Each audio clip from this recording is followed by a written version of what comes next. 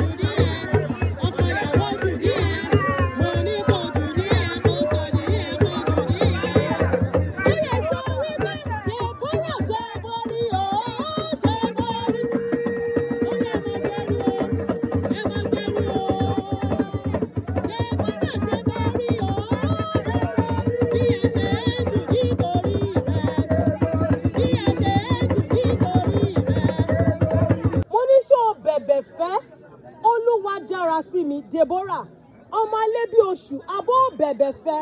Mo bẹ̀bẹ̀ fẹ́. Pẹ̀lú ìfẹ́. Pẹ̀lú ìfẹ́. Mo tún béèrè lẹ́lẹ́kejì ṣó bẹ̀bẹ̀ fẹ́ Deborah olúwa dára sí mi ọmọ alẹ́ bí oṣù abó bẹ̀bẹ̀ fẹ́. Mo bẹ̀bẹ̀ fẹ́. Mo béèrè for the last time ṣó bẹ̀bẹ̀ fẹ́ Deborah olúwa dára sí mi ọmọ alẹ́ bí oṣù abó bẹ̀bẹ̀ fẹ́. Mo bẹ̀bẹ̀ fẹ́ pẹ̀lú tìfẹ́tìfẹ́. Mo ní jẹ́jẹ́ lájókòó tó ń bẹ̀ẹ̀bẹ̀ yìí o ọmọ Kẹ́hìndé jẹ́jẹ́ lájókòó tó ń bẹ̀ẹ̀bẹ̀ yìí o tó ń bẹ̀bẹ̀ tó ń dọ̀bálẹ̀ fẹ́ bí wa tó ń bẹ̀bẹ̀ tó ń dọ̀bálẹ̀ nílé wa ọmọ Kẹ́hìndé kò gbọ́dọ̀ yá kó ní kó kẹ́rù kó mí àlọ́ jẹ́jẹ́ lájókòó ló ń bẹ̀. Gbogbo bí Deborah dá abẹ́fẹ́ o. Ọmọ tí wọ́n dá abẹ́fẹ́ o. Deborah dá abẹ́fẹ́ o. Oríire kan rẹ̀ jẹ̀yọ̀. Ẹ̀yin gbọ́ngàn lóríire kan. Oríire kan rẹ̀ jẹ̀yọ̀. Oríire kan rẹ̀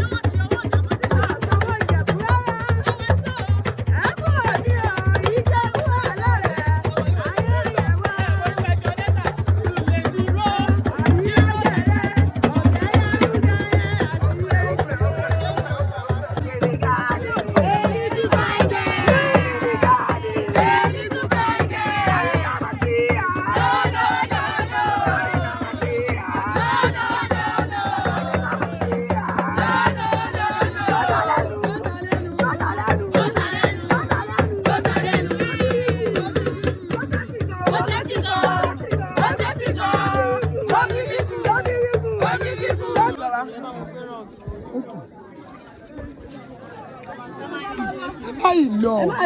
ẹ má ti lọ ẹ̀yin ọ̀rẹ́.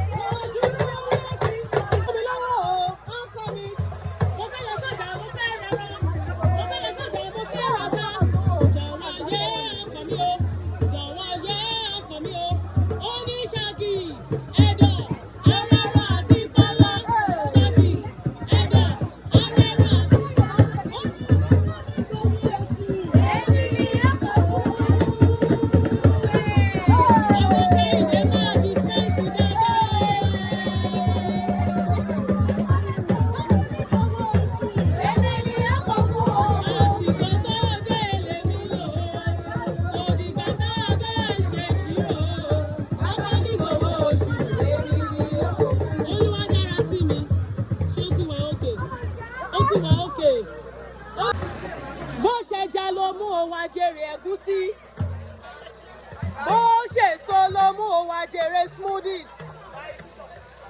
Wọ́n kó ohun púpọ̀ sílẹ̀, èyí ó mú òye.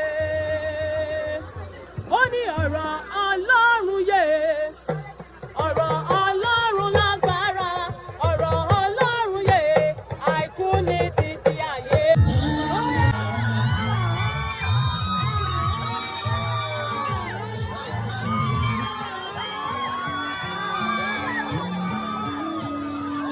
Ọgbọ́n ti dádì ìṣàkọ́ òkè dádì rí ìṣàkọ́. Torí ọgbọ́n ti mọ́mì yìí. Ìṣàkọ́ òkè mọ́mì rí ìṣàkọ́. Torí ọgbọ́n ti dádì ìṣàkọ́ òkè dádì rí ìṣàkọ́. Torí ọgbọ́n ti mọ́mì. Ìṣàkọ́ òkè mọ́mì rí ìṣàkọ́. Dèbó àwọn kì í ṣàkọ́ nílé ọkọ o.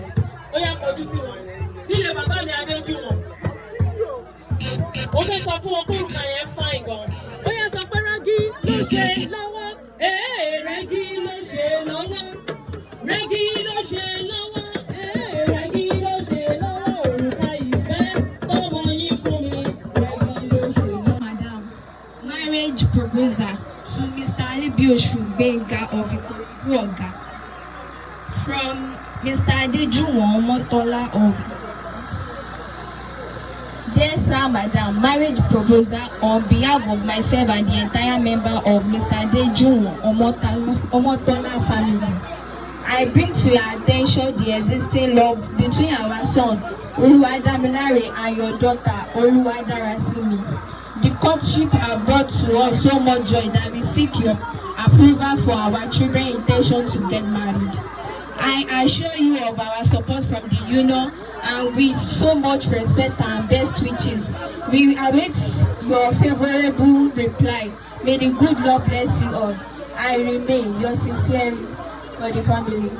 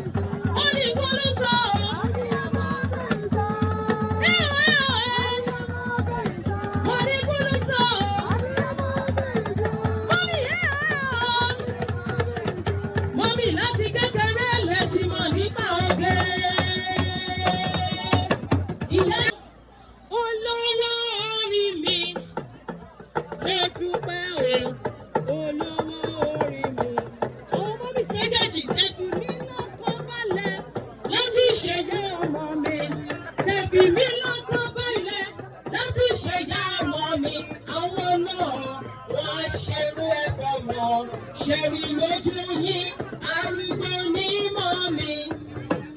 Lójú yín, arúgbó ní mọ́mí. Ṣẹ̀rí sweetie lọ́kàn pè wọ́n. Jálí lọ́kàn pè wọ́n. Sweetie lọ́kàn pè wọ́n. Ò ṣe bá.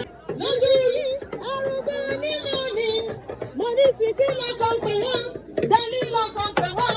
Sweetie lọ́kàn pè wọ́n. Ò tó bá dalẹ̀ ṣe láti ti appreciate wọn. Ó yá dájọ́ bá mi assist wọn kán jókòó. Handing over ló kù. Mọ́mì ẹ̀jẹ̀ máa bọ̀. Mọ́mì máa bọ̀. Okay, yeah, mommy, take my man. Oh yeah, handing over. Wọ́n ní owó ìyá gbọ́. Daddy.